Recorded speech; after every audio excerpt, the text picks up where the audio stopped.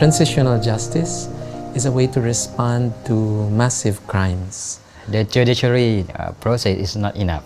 It is a means of healing at a personal level for victims and healing for the country. It's about not forgetting and acknowledging deep hurts, individual and communities. What we refer to as the Transitional Justice Framework is simply a tool that helps us remember some of the approaches that we can use in dealing with a history of mass violations.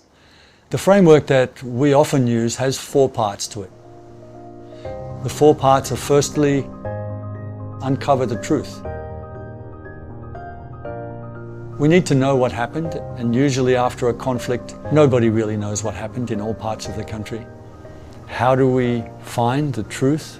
Official responses will include Truth and Reconciliation Commissions, commissions of inquiry, inquiries conducted by national human rights commissions, fact-finding missions, and any other institution or initiative established by a government to seek the truth. Non-official truth-seeking mechanisms include a broad range of activities conducted by NGOs, documentation, interviewing victims. It may include work done by the media, by historians, by victims' associations themselves. The second part is prosecute those responsible. Bring the ones who are most responsible to justice. When we look at the possible ways in which prosecution for mass violations can take place, we can divide it up into international courts, national courts, and what we call hybrid or mixed tribunals.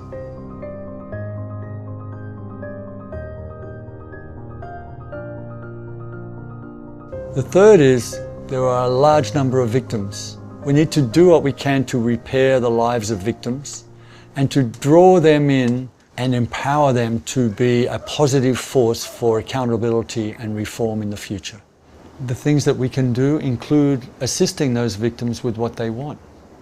They want justice very often. Financial assistance, recognition of their sufferings, building monuments, free school fees for their children.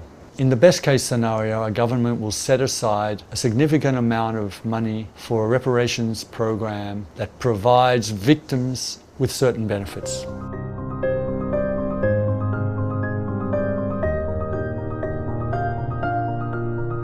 The fourth element we refer to as institutional reform or guarantees of non-repetition. Those institutions could include the military, the police, the judiciary, the media, and any other institution that's contributed to the mass violations. In any context where you have this history of mass atrocities, the manner and the sequence in which you develop your strategy, which ones you follow first, depends on the context. We need to work towards strengthening the rule of law, strengthening the capacity of the judiciary to be independent, strengthening the parliament, the systems, the institutions, so that as time passes, they do become capable of trying those who were most responsible. The emphasis will be different depending on the context. The nature of our response will be different and the sequencing will be different, but it should be holistic.